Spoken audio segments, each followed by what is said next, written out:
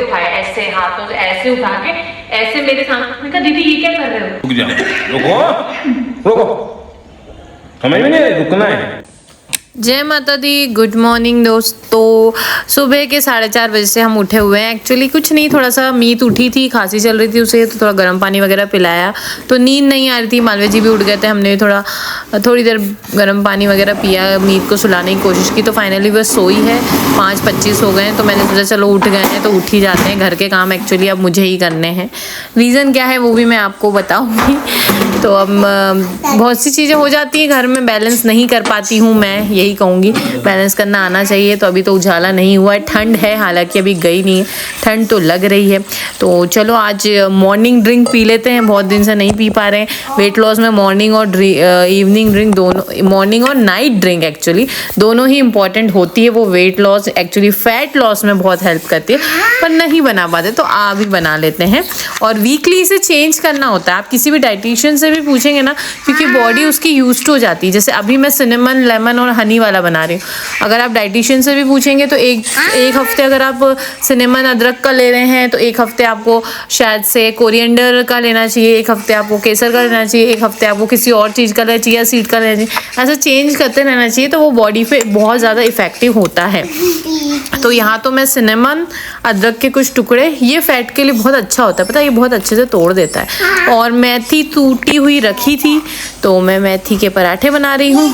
तो मेथी ले ली मैंने, बहुत ज़्यादा नहीं बनाऊँगी, बच जाती है, फिर खाना वेस्टेज होता है, वो भी मुझे बिल्कुल पसंद नहीं है। अक्सर हो जाता है, अगर मम्मी की कभी खांसी चलती तो मम्मी नहीं खाती हैं, या बच्चे या मालवीय जी को मन नहीं करता तो वो नहीं खाते हैं, ऑफिस में खा लेते हैं, तो इश्यूज़ हो जाते हैं। तो मेथी के पराठे बनाए मैंने फटाफट से।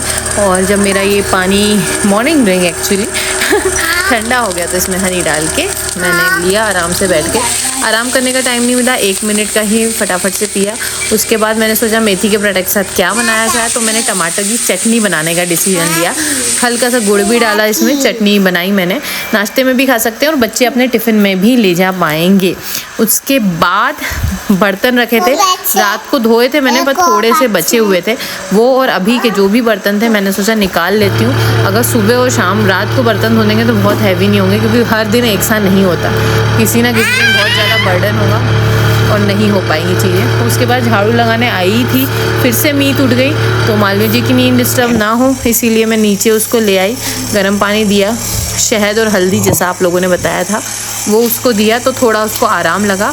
मेरी ही गोद में वो सोई है। उसके बाद मैं ऊपर उसको सुला के आई हूँ, और फिर मैंने झाड़ू पोछा करके ऑफिस के लिए मैं रेडी हुई हूँ।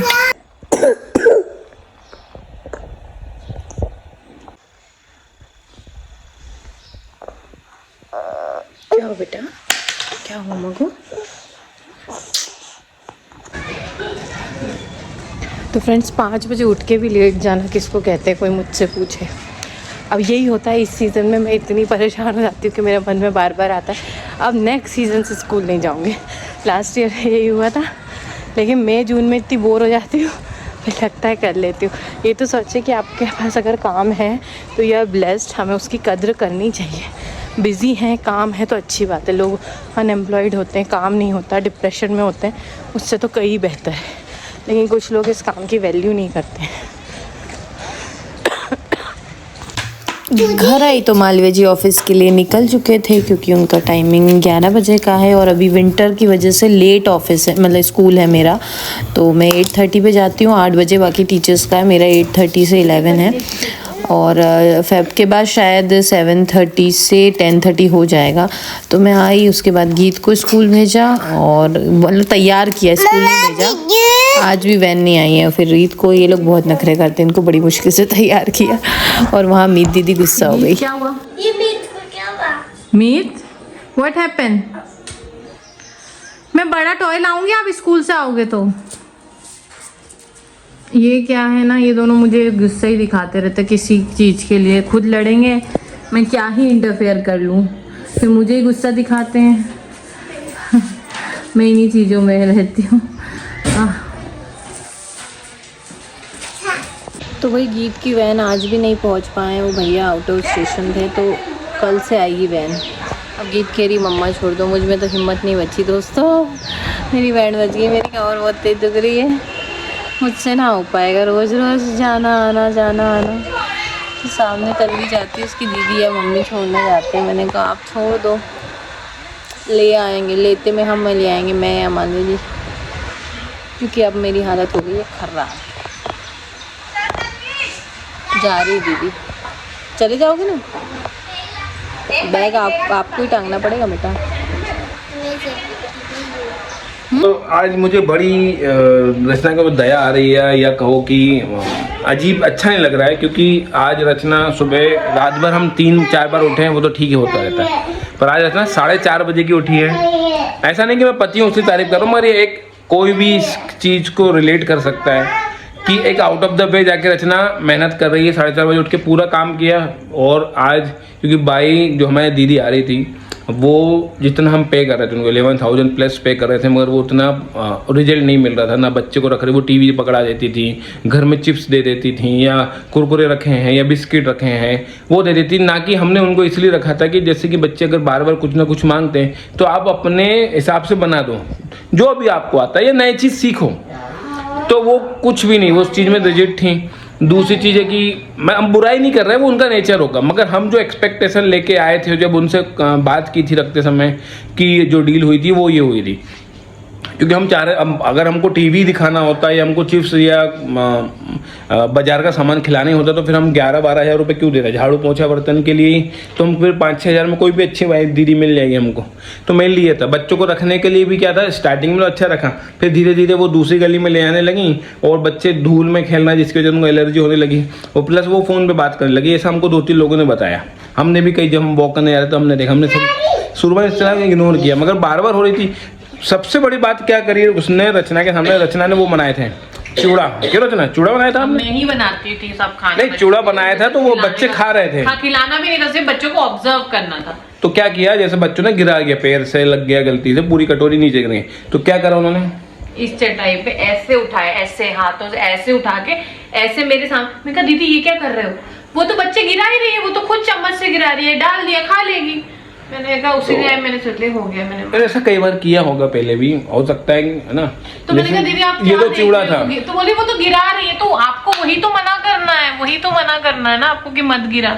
और जैसे कि क्या होता है कि रचना का ऑब्जर्वेशन 1-2 बार और हुआ होगा कि नीचे से सब्जी गिर गई होगी तो वो भी खिलाई होगी, क्योंकि ये आदत होती है, हाइजीन की प्रॉब्लम होती है। कई बार किचन में जैसे गर्म पानी देते हैं तो उंगली डाल के चेक करना है, तो समझाया ये चलो ठीक है, ये अलग अलग आ नहीं रहा था उनके कि मुझे सीखना है, क्योंकि मैंने उनको बोला दीदी गांव और शहर का थोड़ा चीजें अलग होती है, वो कोई अच्छी बुरी की बात नहीं। मेरे जो तरीके हैं कि पोछे का कपड़ा अलग है, अलग जगह रखना है, डस्टिंग का अलग है, हाथ कब वॉश अच्छे से करना है, किचन का काम पहले इसलिए मैं करवाती थी, खाना बच्चों का मोस्टली मैं ही बना रही थी, वैसा नहीं कि हमें। लेकिन शाम को आप कुछ, उन्होंने हाँ बोला था कि हाँ मुझे बनाना आता है, पर उन्होंने कुछ भी बनाना नहीं आता, सब्जी भी नहीं आती, कुछ भी नहीं आता था, पोहा नमकीन तो भूल ही जाओ, और वो सीख भी नहीं रही।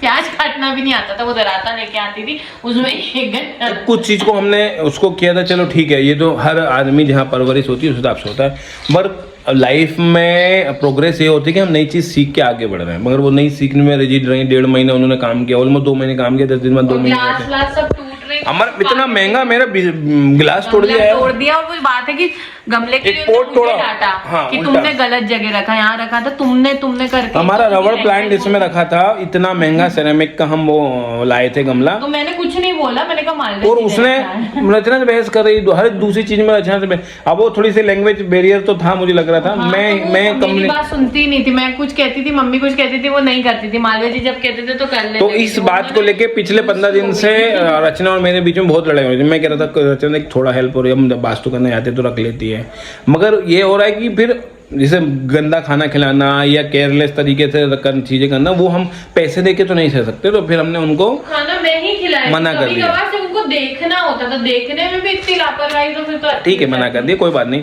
हमारे मना किया तो उसमें भी वो मुझे ही सुना के गई है, और जबकि मैंने उन्हें ऐसा एक्स्ट्रा पैसे दिए, ऐसा नहीं है। कुछ लोग होते हैं तो उसका पैसा काट लेते हैं, नहीं मैंने ज्यादा दिए, छुट्टी के भी नहीं काटे, क्योंकि एकदम से मना किया है वो, उन्होंने नीचे से खिलाया इसीलिए। ताकि उनका नुकसान ना हो। जॉब तो मिल ही जाएगी, वो कुछ बार लोग बार होते कहती थी तो कि जो फैक्ट्री में है, फैक्ट्री में है। वो गमला टूटने के पैसे 600-700 रुपए काट लेते हैं। हमारा इतना महंगा गिलास जो जोड़ी में सिर्फ 2 आल लेके आए थे रचना मेरे लिए कि कभी उसमें कोल्ड कॉफी पियेंगे, वो आई ही नहीं दिन, वो टूट बात है कि गया। उन्होंने मतलब छुपाई चीजें, छुपाना नहीं चाहिए। मुझे तो नहीं लगता कि मैं बुरी तरीके मैं किसी को ट्रीट नहीं बाकी करती। मम्मी बताएंगे, मम्मी भरी बैठी भैया। हाँ मम्मी बोलो क्या कहना चाहते हो?